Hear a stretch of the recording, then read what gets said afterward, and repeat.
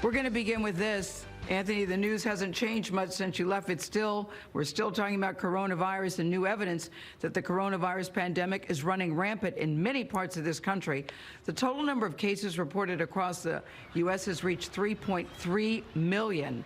Now, that includes more than 190,000 over the weekend alone. More states and cities are urging people to wear your mask in public. Even President Trump wore one when he visited Walter Reed Medical Center on Saturday. Florida reported more than 15,000 new cases yesterday. That shatters the one-day record for any state and continues a dramatic jump in infections there. Nearly 20% of all COVID tests in Florida have been positive over the past 7 days. Our lead national correspondent, David Begnaud, is in Orlando. David, this is as bad as we've seen it. Yeah, Anthony, look, within the last 24 hours, there were 7,500 people hospitalized with coronavirus statewide. That's about 550 more people than we saw hospitalized on Friday night. Down in Miami, the ICUs are near capacity, not quite there.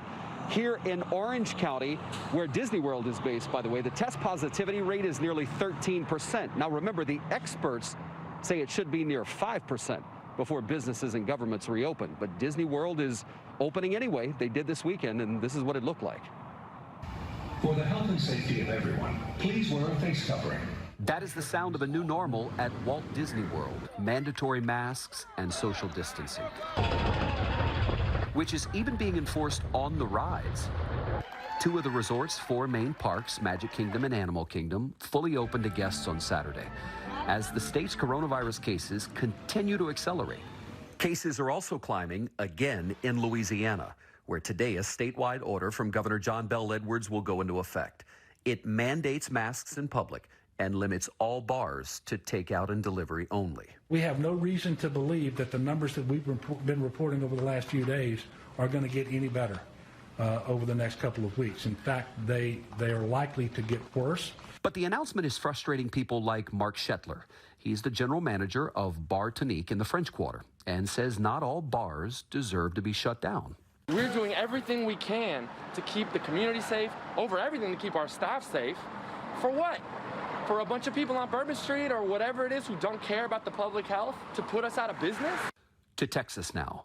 Houston's mayor is calling for a citywide shutdown as ICUs in the area hit 97% capacity. The numbers are continuing to rise.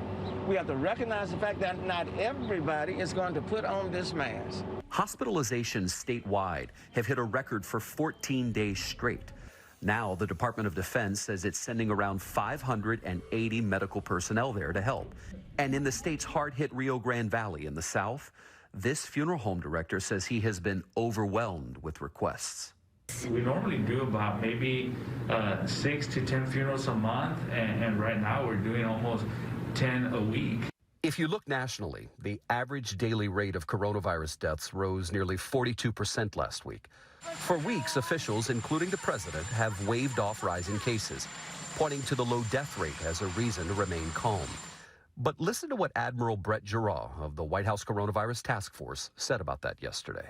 We do expect deaths to go up. If you have more cases, more hospitalizations, we do expect to see that over the next 2 or 3 weeks before this turns around.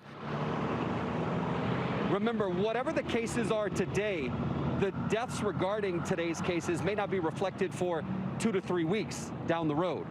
Listen, a lot of people ask, don't just tell us the positive numbers, tell us the negative numbers too. So the positive cases here in the state of Florida, nearly 269,000. The negatives, 2.3 million. But remember, yesterday was a record-setting rate. Tony, they had more cases here in the state of Florida in one day yesterday than any other state in the country since the pandemic started.